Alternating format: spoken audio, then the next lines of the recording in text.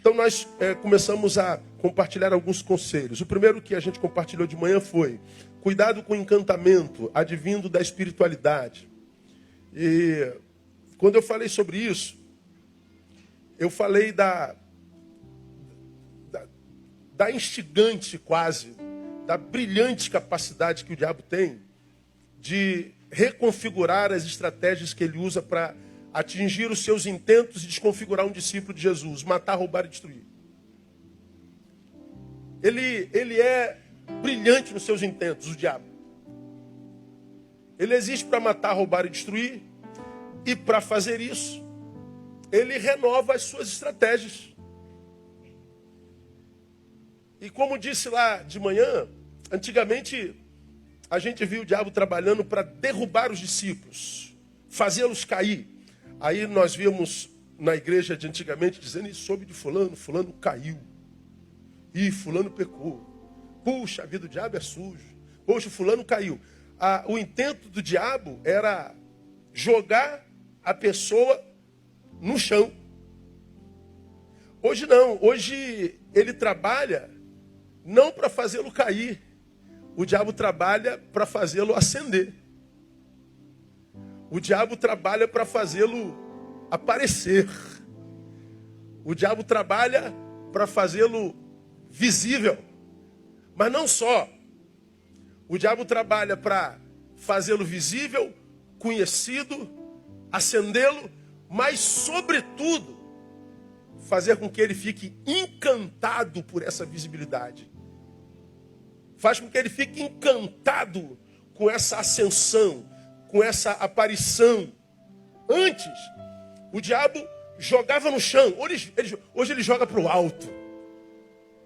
Ele antes jogava no chão e humilhava. Hoje ele não joga no chão e humilha. Ele joga para o alto e faz você se ensoberbecer. Ele pega alguém a quem Deus usou e gera um encanto no coração dessa pessoa, a ponto dessa pessoa achar que ela é isso tudo mesmo. Veja como Deus me usou, veja como Deus me deu, veja como Deus me capacitou, veja onde Deus me levou. Então, Deus abençoa a gente, Deus nos faz ascender espiritualmente. E o que tem acontecido com muitos que têm caído e ficado pelo caminho? Mesmo tendo vivido profundas experiências com Deus, eles ficam tão encantados pela espiritualidade, pela vitória, que começam a roubar a glória de Deus. Aí eu disse: cuidado com o encanto advindo da espiritualidade. Esse encantamento, ou seja, os que são tomados por esse encanto, quase nunca é visto por aquele que foi tomado pelo encanto como sendo um encantamento. Não adianta se dizer: rapaz, você está encantado demais, você baixa a bola, menos Batista. Mas não, ele está encantado com o que Deus está fazendo com ele. Ele está espantado com a vitória. Isso não acontece só na vida espiritual, não. Acontece na vida profissional. Quantos de nós, antes da profissão que alcançou, e que alcançou com tanta luta, pediu a Deus para te levar a um lugar na sociedade, Deus te levou. Depois da tua profissão, você está mais próximo de Deus ou mais longe de Deus? Alguns são encantados pela bênção da profissão, se ensoberbecem e esquecem de Deus. Tantos entre nós pediram a Deus um varão, uma varoa. Pediram a Deus um amor, o amor chegou. Depois que o amor chegou na tua vida, você está mais próximo de Deus ou mais longe de Deus? A bênção acaba gerando um encanto que nos deforma. Esse encantamento nunca é visto por encanto. Ele é muito comumente confundido com autoestima. Eu estou me sentindo abençoado, pastor. Eu estou me sentindo bem. Eu estou me sentindo com a estima maior. Pois é encanto. Por isso ele é difícil de como encantamento ser quebrado. Aí a gente vê, irmão, tanta gente começando bem, tanta gente começando com humildade, tanta gente começando de forma correta, mas por alguma razão no meio do caminho a coisa degringola, coisa deforme, daqui a pouco você olha para trás, ele está caído, ele está prostrado. Alguns caíam para baixo e agora a gente cai para cima. A gente cai na soberba. Aí eu dei alguns exemplos bíblicos. Citei Pedro. que depois da pergunta do Cristo, que dizem os homens ser o filho dos homens, o filho do homem, e alguns disseram, eu ouvi dizer que tu és Jeremias, Isaías ou qualquer um dos outros profetas. E Jesus então diz, já vi que eles não entenderam nada, mas eles estão longe de mim. E vocês que estão perto, quem vocês acham que eu sou? Pedro levanta com veemência e diz, tu és o Cristo, filho de Deus. Aí o Senhor enche a bola de Pedro, muito bem, Simão Barjonas, mas entenda, não foi você com a sua sabedoria, com a sua teologia, com a sua capacidade, que chegou a essa conclusão correta, mas foi uma revelação do meu Pai a você nesse momento. E ele recebe a revelação de Deus, e parece que essa revelação de Deus gera um encanto nele tão grande, que alguns minutos depois, quando Jesus vai contar do martírio pelo qual passaria, diz o texto, irmão, assim, de forma absurdamente clara, que Pedro, versículo 22 do capítulo 16 de Mateus, Pedro tomando a parte, começou a repreendê-lo, dizendo, tenha Deus compaixão de ti, Senhor. Você imagina essa cena, irmão? Jesus está falando, eu vou passar pelo martírio. Jesus é tirado da roda por Pedro, como eu falei de manhã, a gente dá licença, vou trocar uma ideia aqui em particular com Jesus, tá? Coisa de quem é de outro nível. Aí ele traz Jesus para cá e diz assim, Senhor Jesus, está repreendido em nome de Jesus. Como é que o senhor pode falar uma derrota dessa? O senhor está amarrado em nome de Jesus, Senhor. O senhor não vai passar por isso, não. Jesus abre a boca e diz assim, para trás de mim o quê? Satanás, que me serve de tropeço nesse instante. O mesmo homem que recebeu uma revelação de Deus há 10 minutos atrás, se encanta pela experiência religiosa, a ponto de achar que tem autoridade para repreender o Senhor.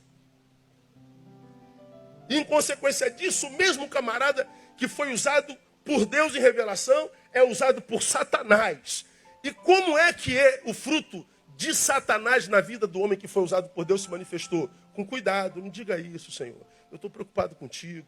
Não fica assim, não. Eu não falo assim não porque vai enfraquecer meus irmãos. Veja, é o diabo que está usando, mas com um aparente cuidado. Quem vai dizer que isso é uso do diabo, irmão? Se tem a experiência dos apóstolos no Monte da Transfiguração, que vem Moisés, Elias, Jesus, portanto a Bíblia personificada, Moisés a lei, Jesus o Evangelho, Elias a profecia. Está lá a Bíblia inteirinha personificada. Vem uma voz do céu com luz e fumaça. Esse é meu filho amado. E eles estão testemunhando esse ato fenomenológico, sobrenatural. Eles ficam tão encantados pela coisa que eles querem morar naquele morro. Vamos fazer 3 cabaninhas aqui. Jesus disse assim, não. O cume do monte não é lugar de permanência, é lugar de passagem. Lugar de se viver a experiência religiosa é no pé do monte. É lá embaixo, na vida real. O monte é lugar de passagem, não de permanência.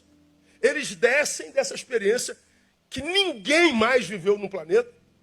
E ao invés de descerem absurdamente gratos pelo privilégio de ter sido os 3, eles descem soberbos ao ponto de quando um pai traz uma menina endemoniada, eles tentam repreender o demônio, não conseguem. Por quê? Porque talvez eles vieram zombando do poderzinho do demônio. Se esse demônio soubesse de onde a gente vem, quem a gente viu, o que a gente ouviu. Esse demônio não aparecia na nossa frente jamais. Vamos pisar na cabeça desse demônio? Pois é, eles tentam tirar o demônio não sai. Eles são envergonhados, eles são humilhados. Jesus desce no dia seguinte e o pai está lá, por favor, liberta minha filha, teus discípulos não conseguiram. Jesus fica com raiva, geração incrédula, perversa, até quando estarei convosco, até quando vos sofrerei? Jesus fica com raiva deles. Porque ao invés de descer humilde, grato, eles descem encantado pela experiência. E ao invés de descer quebrantado, eles descem cheio de soberba. E a despeito da experiência que tiveram no cume do monte, no pé do monte foram envergonhados. Então, minha igreja, nós estamos entrando em 2020. E nós falamos que esse ano vai ser uma bênção para a vida da sua igreja, da nossa comunidade, portanto, para a sua vida, no nome de Jesus. E alguns de vocês vão ter experiências sobrenaturais com Deus, de fato e de verdade. Não é discurso, não é jargão, é Deus revelando.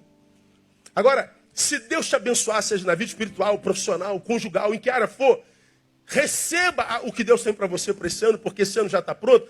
Mas nunca permita que o que Deus fizer em você gere um encanto em você que te faça ensoberbecer sem perceber. Porque é a soberba produzida pelo encanto que faz com que o que Deus faz na vida dos seus seja interrompida. E não adianta dizer que foi o diabo, porque para quem é tomado por esse encanto, o diabo não precisa se preocupar, porque ele se transforma no diabo de si mesmo.